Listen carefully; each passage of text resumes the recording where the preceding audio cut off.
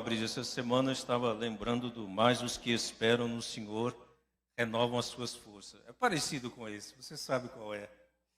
Mateus capítulo 24. As crianças podem ir para as suas salas lá em cima. As crianças podem sair. Antes da gente orar, Mateus 24. Versículo 12, só esse versículo. Jesus disse, está dentro do sermão profético, e por se multiplicar a iniquidade, o amor se esfriará de quase todos. A Bíblia usa algumas palavras para falar sobre pecado. A própria palavra pecado, a palavra transgressão, a palavra delito, que é se desviar da verdade, e a palavra iniquidade. No Salmo 51, Davi usa as três, né? Perdoa-me iniquidade, purifica-me do meu pecado, lava-me completamente, a minha transgressão perdoa. O iníquo é aquele que tem o prazer no pecado. É aquele que tem prazer na maldade. É aquele que faz questão de dizer que não obedece, que não teme a Deus, nem a palavra. Ele está lá e quer continuar lá, não quer sair de lá. Você quer uma aplicação disso para o mundo atual? É quando as pessoas fazem questão de dizer, de mostrar, de exibir o que há pouco tempo elas faziam questão de esconder. É quando as pessoas fazem questão de contar em que local íntimo do seu corpo fez uma tatuagem e depois estão querendo que muitos outros vejam essa tatuagem.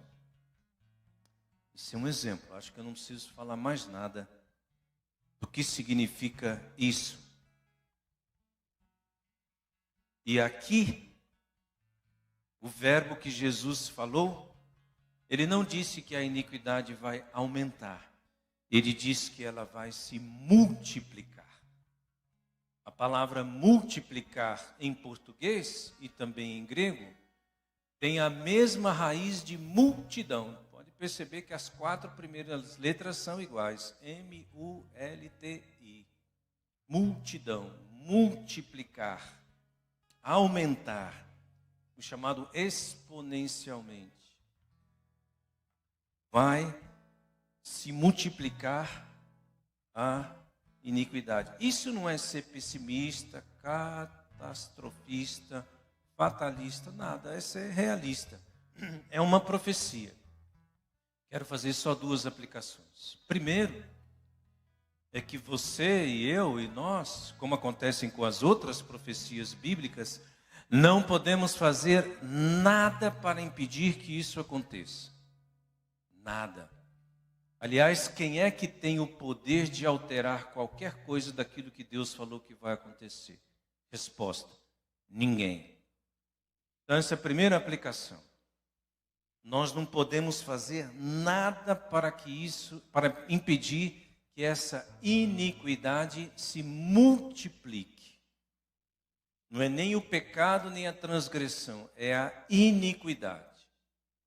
Segunda aplicação, comparada a uma tempestade, se por um lado eu não posso impedir que ela venha, seja uma chuva, seja qualquer outra chamada catástrofe da natureza, eu posso me proteger dela. Eu posso ir para um abrigo. Aqui, por exemplo, aqui é um exemplo de um abrigo da iniquidade. Um lugar em que se separou e que se consagrou para adorar a Deus, para exaltar a palavra de Deus, para ouvir a palavra. Esse é um exemplo. que você pode fazer para se proteger, para proteger os seus filhos, para proteger os seus netos, a sua família, a sua descendência, dessa iniquidade que vai se multiplicando. Aquilo que vai se tornando normal, aquilo que há pouco tempo atrás era um escândalo, uma vergonha, sem querer ser puritano e nem moralista. Só estou querendo dizer o que significa a palavra iniquidade. E Jesus falou que ela vai se multiplicar. E como consequência disso, ele disse: o amor se esfriará de quase todos. Não esqueça aqui que tem um adjetivo: quase todos. Então o amor se esfriará, mas não precisa ser o nosso, não precisa ser o seu, não precisa ser o meu.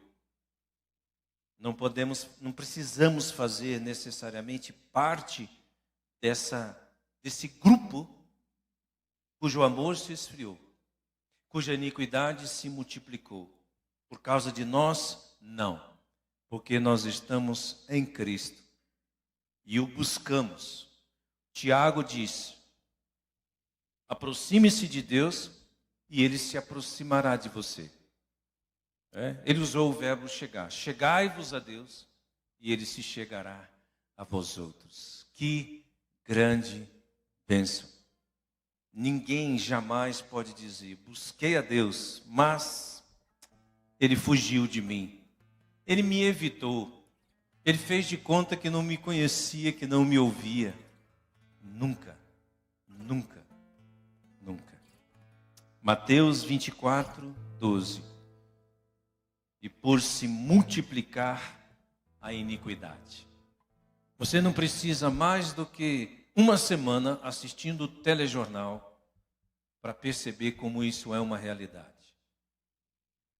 Ilusão daqueles que achavam que a pandemia pudesse trazer um mundo melhor. Não, não é isso que as profecias indicam. Mas podemos nos proteger. E isso é muito importante. E isso faz toda a diferença. Deus nos abençoe e nos guarde. Amém? Vamos ficar em pé? Vamos orar. Vamos orar. Ore por aquela pessoa. Por outro lado também, não existem casos perdidos para Deus. As igrejas evangélicas no mundo estão cheias de pessoas que tinham prazer no pecado, mas foram alcançados com a graça salvadora.